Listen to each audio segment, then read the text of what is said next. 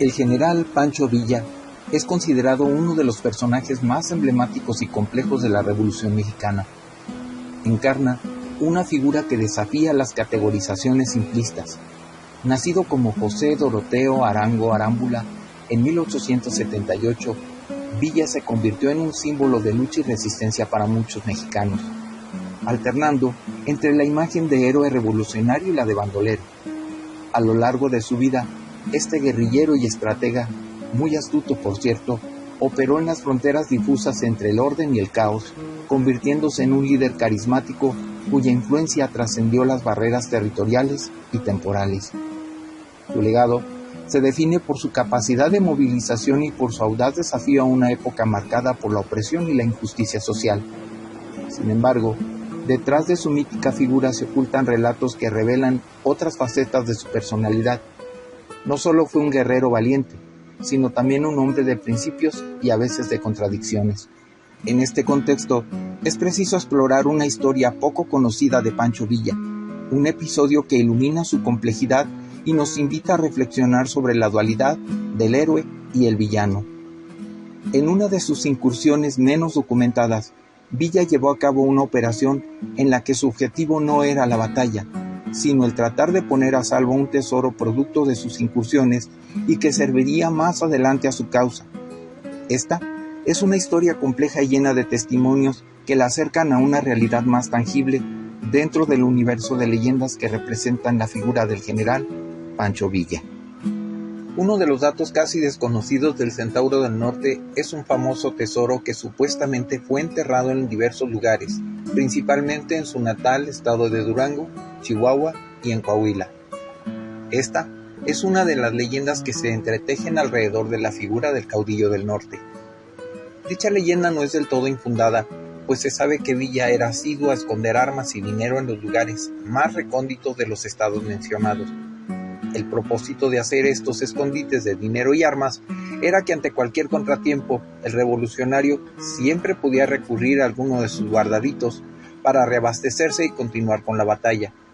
Se cuenta que por su profundo conocimiento de la zona era de los pocos que podía dar nuevamente en el lugar donde se escondían el dinero y las armas. Sin embargo, también se cuenta que los tesoros enterrados que se dan durante esta época no provienen todos de Pancho Villa, pues fue otro fenómeno simultáneo de la revolución el que también los provocó.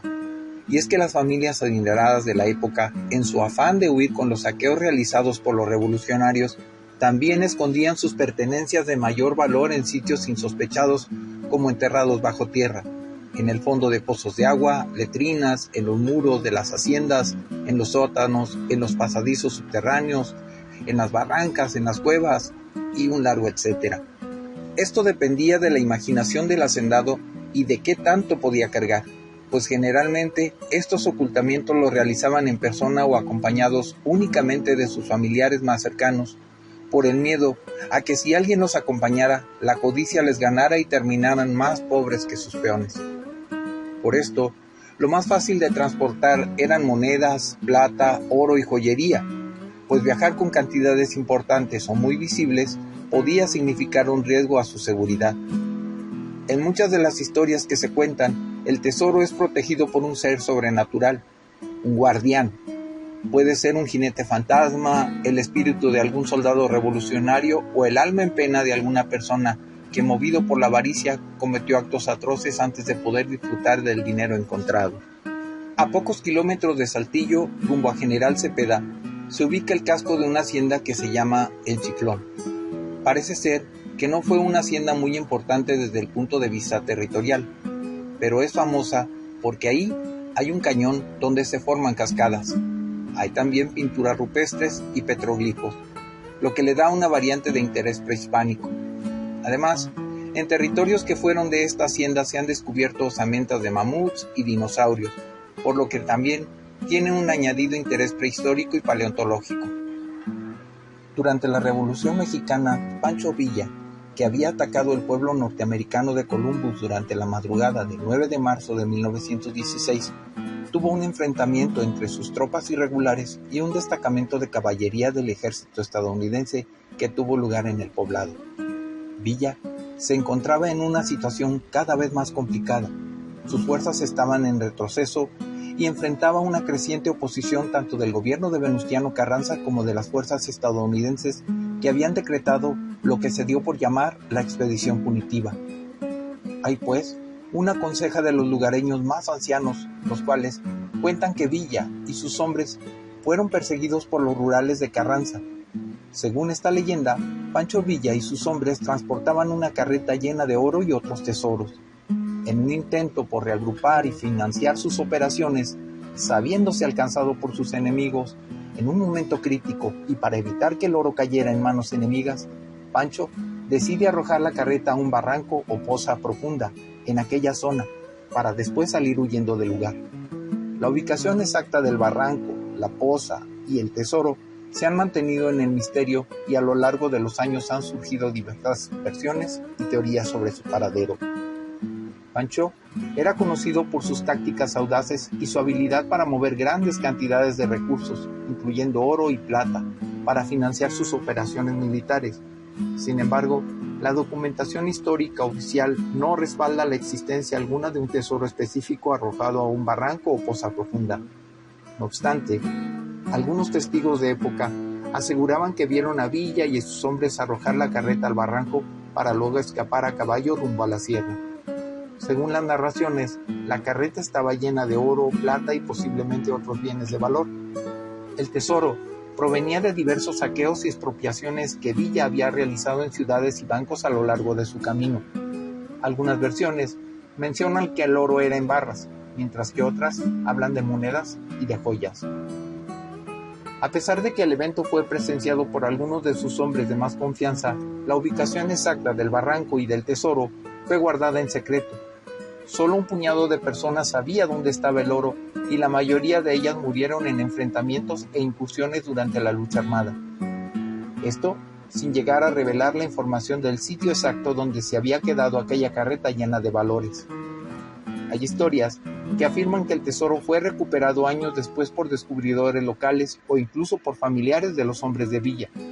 Sin embargo, estas historias carecen también de evidencia documental. Muchas de las narraciones que existen sobre la carreta de oro se basan en testimonios orales transmitidos de generación en generación. Estos testimonios a menudo incluyen detalles sobre el momento y el lugar del evento, pero son difíciles de corroborar. Consejas de la época contaban de voz en voz que entre los años 1930 y 1940 hubo varias expediciones locales que intentaron encontrar el tesoro. Algunos de los buscadores reportaron haber visto restos de una carreta oxidada que encontraron fragmentos de madera muy desvencijada y algunas monedas en el fondo del barranco, pero no del oro. Estos hallazgos alimentaron la creencia de que el tesoro aún está allí. Relatos también hay de que en los años 50 un campesino local encontró una moneda de oro en el fondo de aquel lugar, lo que reavivó las búsquedas, pero tampoco nunca nadie habló de haber encontrado el tesoro. Muchos habitantes de las zonas cercanas creen que el tesoro está protegido por espíritus o fuerzas sobrenaturales, los llamados guardianes. Se cuentan historias de personas que han intentado recuperar el tesoro y han experimentado eventos extraños o terribles males e infortunios. Sin embargo, la leyenda se mantiene viva a través de la tradición oral. Los ancianos de las comunidades locales a menudo relatan estas historias a las generaciones más jóvenes, manteniendo viva la esperanza de encontrar el tesoro. Una leyenda local cuenta que en el cañón de El Chiflón, en Coahuila, hay una fosa muy profunda donde se encuentra sumergida la carreta cargada de oro.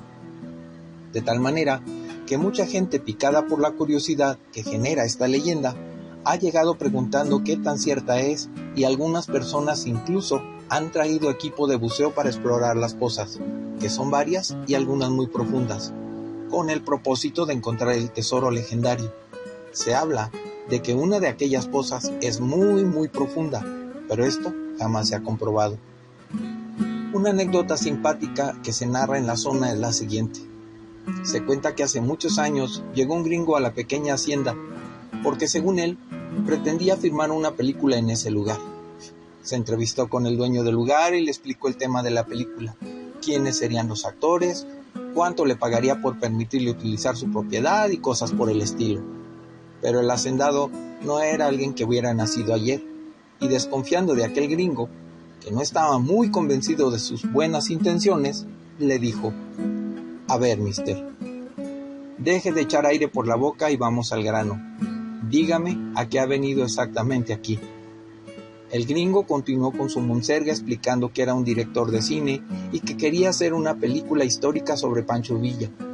El hacendado no terminaba de convencerse e insistió que el gringo le dijera cuáles eran sus verdaderas intenciones.